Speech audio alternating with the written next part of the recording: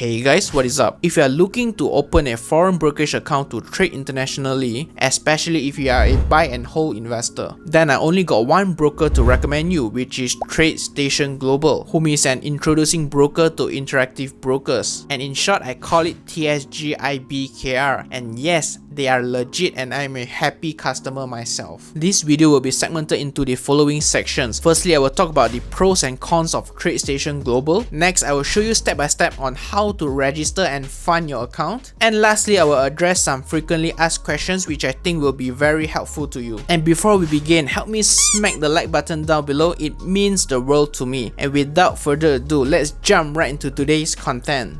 Firstly, let's do a few quick bullet points on the pros and cons of TradeStation Global. In terms of their pros, they are partnered with interactive brokers to carry out their service. So your stocks and assets are all parked under interactive brokers, one of the world's largest and oldest brokerage firm. And because of that, we get to use interactive brokers platform, their mobile app and web portal, which offers a huge range of tools. They also charge a very low commission fee of a minimum $1.50 per trade, which is very affordable. They don't charge any inactivity fee, hidden fees, maintenance fees or whatsoever. So this is the best brokerage account for any buy and hold investor. Their funding process is very easy, especially if you have a bank account with the currency that interactive broker supports. Their customer service is phenomenal. I always get a reply from them within 24 hours. They cover almost all major financial markets that you can ever ask for: US, UK, China, Hong Kong,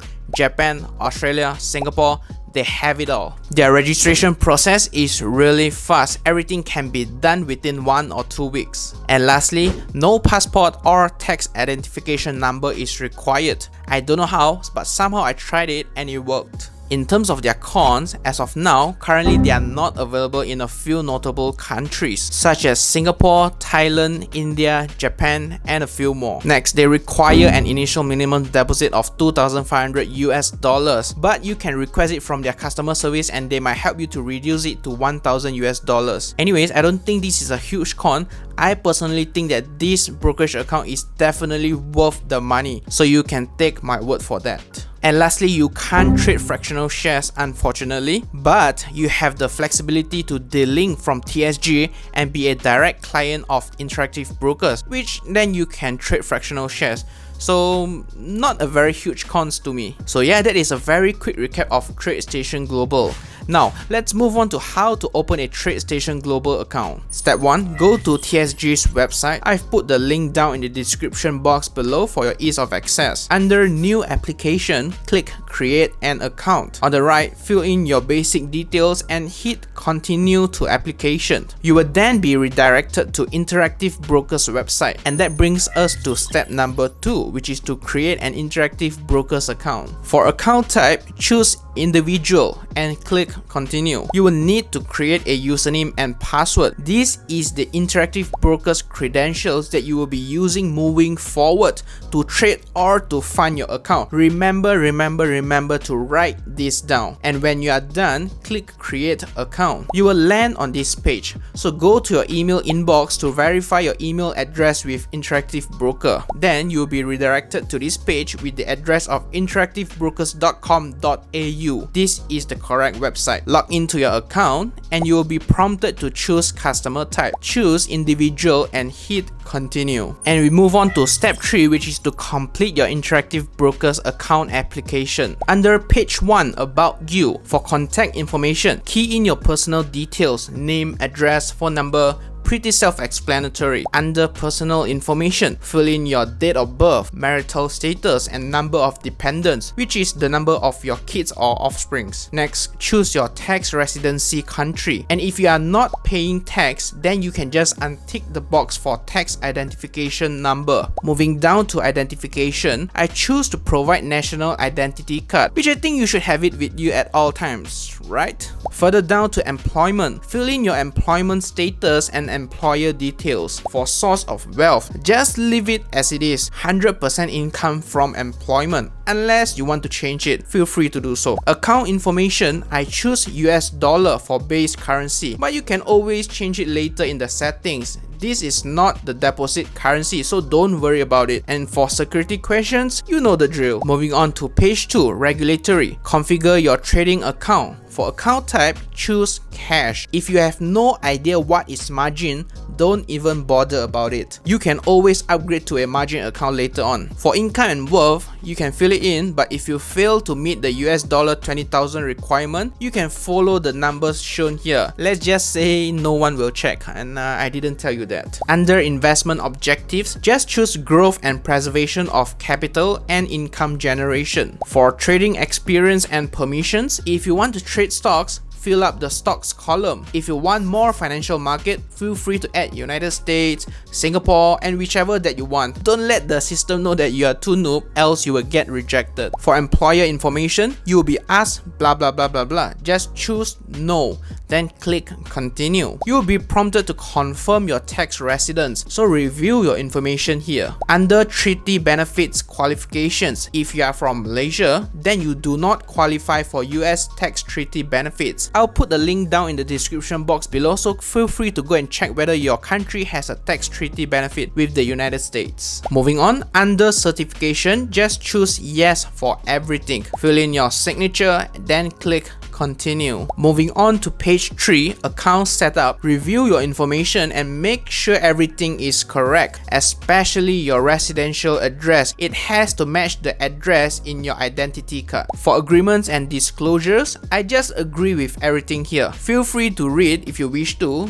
but to be honest, I can't be bothered to read all of them. At the bottom, fill in your signature and click continue. You will be prompted to this website, and most likely it will tell you that they need more information to set up your account. So click continue application. And that brings us to step number 4, which is to submit verification documents. At the top we have funding. I will talk about it later. So moving on, for confirming mobile number, if you have an issue with this, you can send TSG customer service an email to help you, and I will put their email in the description box below. Submit a photo ID, which is your identity card, and at the bottom you have to submit a document to verify your residential address. The simplest and fastest way is to submit your bank statement, which shows your residential address, and make sure the document is in English only. An alternative that you can submit is your credit card statement. Once those documents are submitted, it will take some time for review process. You have two options right now. Option A, if you can wait, then you can wait for 1 or 2 weeks and TSG will come back with a funding request, and their email should look something like this. In the meantime, someone from TradeStation Global will call you. It should be a UK number, and if you missed it, it's totally alright because they will follow up with an email that should look something like this. And option B, if you want to expedite your account opening process and get everything done quickly, then you can jump to step number 5, which is to fund your account. Okay, for this, I have actually written plenty of guides on my Instagram post. Links in the description box below, so feel free to go and check it out. Basically, there are two methods to fund or deposit money into your Interactive Brokers account. And method number 1, which I don't really recommend, is to perform foreign telegraphic transfer from your local bank account to Interactive Brokers account. And the reason why I don't recommend this method is because you will lose quite a bit of money converting currency with your local bank, because they generally charge you a very bad FX rate. And if I'm not mistaken, you can only perform foreign telegraphic transfer during your local bank's business hours, just so you know. Anyways, if you want to trade US stocks, for example, then you can select US dollar as your depositing currency, then choose bank wire. Fill in your bank details, sending institution, which is the name of your local bank, your sending account, deposit amount in US dollars, and click get wire instructions. You will get the bank wire instructions as follow. You can proceed to log into your local bank and perform foreign telegraphic transfer. Make sure to double check, and for now you are wiring funds to JP Morgan Chase Bank NA. And also make sure you write down all the details here and fill in your payment reference at the very bottom. And that's it, your foreign telegraphic transfer should cost you a very small fee charged by your local bank plus $25 charged by JP Morgan Chase. So there is a lot of money to lose if you are frequently transferring using this method, which is why I highly recommend you to go with method number 2, which I am currently using right now, and that is to use TransferWise to transfer money from my local bank, in my case ringgit to a currency account that Interactive Brokers supports. And in this case, that is Singapore dollar to me, which thereafter I can then perform local transfer from my Singapore dollar account to Interactive Brokers Singapore dollar account. Okay, before you get confused, which I'm pretty sure you are, regardless of which country you are at right now, as long as you have a bank account in the following currencies, then you can use method number 2. And for my case, I am from Malaysia, a pure Malaysian with no foreign working permit or whatsoever. And that said, as a Malaysian, I can open a Singapore dollar bank account, to be specific the CIMB Singapore online savings account, and that will do the trick. No annual fee or hidden fees and no minimum balance requirement, and everything can be opened within a week. And if you want to know how to open a CIMB Singapore online savings account from Malaysia as a Malaysian, then I will link it up on the top right corner, so feel free to go and check it out. Basically, the steps are very simple. Step number 1, I first use TransferWise from Ringgit Malaysia to my CIMB Singapore at spot rate with a very minimal fee. You can use my TransferWise referral link down below to enjoy discount on your first international transfer. Step 2, I then perform local transfer of Singapore dollar from my CIMB Singapore account to Interactive Brokers Singapore account, and for now they are using Hong Kong and Shanghai Banking Corp Limited as their Singapore dollar receiving bank. Step 3, inside Interactive Brokers platform, I convert that Singapore dollar into US dollar at spot rate with a minimum fee of $2, very affordable. This method will take 30 minutes up to a few hours for your fund to appear in Interactive Brokers, depending on when you deposit your money. And if you are wondering, and I get this question a lot, yes, method number 2 will be cheaper, even though there are double conversions involved, because they are both done at spot rate. But if you find otherwise, feel free to let me know in the comment section down below. After funding your account, remember to notify TradeStation Global attaching your funding slip, and that will help you to expedite your TradeStation Global account opening process. And you can also push them by emailing them every other day. And moving on to step number 6, which is to wait for your account activation. About 1 or 2 weeks after you fund your account, TradeStation Global will email you and they will send you a new set of TSG login credentials. Ignore this one. I repeat, ignore this set of credentials. I don't use it. Just use the Interactive Brokers credentials to log into Interactive Brokers platform. I also don't use the TradeStation Global trading platform. All I use are Interactive Brokers web portal and their mobile app. Okay, ignore those trading softwares that TSG sends you. Those appeal to traders more. Investors like me and you don't need them. I previously made a full guide on how to use Interactive Brokers mobile app, which is pretty similar to its web portal, so feel free to go check it out on the top right corner. But before you trade, make sure you get this final confirmation email from TradeStation Global. Usually a few days after you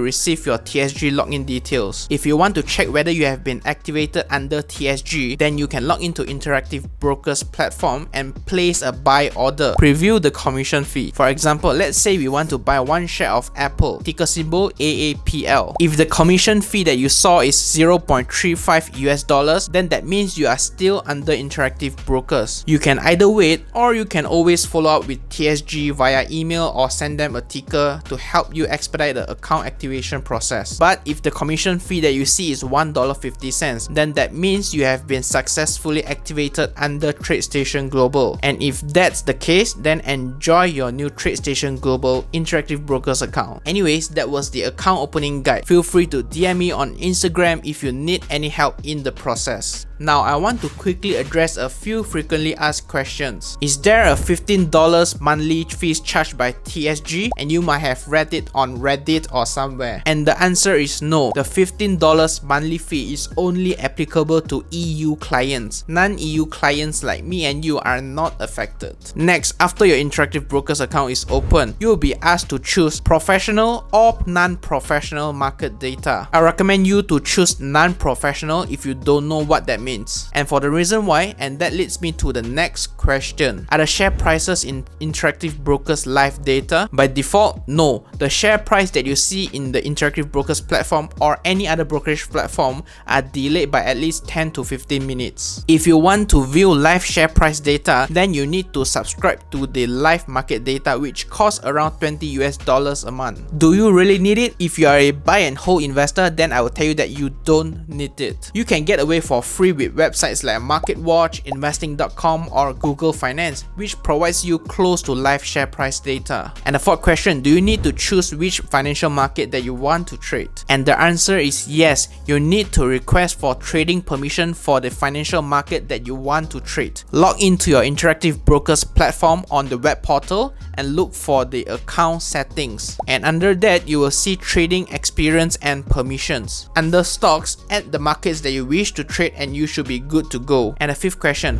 what will happen to your assets and stocks if TSG goes bankrupt or goes into liquidation? No worries, because all your assets and stocks are parked under Interactive Brokers and TSG is just an introducing broker. They don't hold your assets. And sixth question, I get this a lot. Can I directly TransferWise into Interactive Brokers? Technically you can, but I will not recommend it. It is not as simple as bank wire, as you need to set up and fund it via the ACH method, which may take up to 3 to 5 days for your fund to appear in Interactive Brokers platform. So just keep that in mind. Question 7 is regarding Interactive Brokers login issue. When you are just started, if you get this login error that says invalid username or password, that is very normal. Don't panic, because I got it before too. Just contact TradeStation Global's customer service and they will help you to reset your password. And once you have reset your password, then you are good from there onwards. And lastly, for your TSG account, which customer service should you go for? For customer service,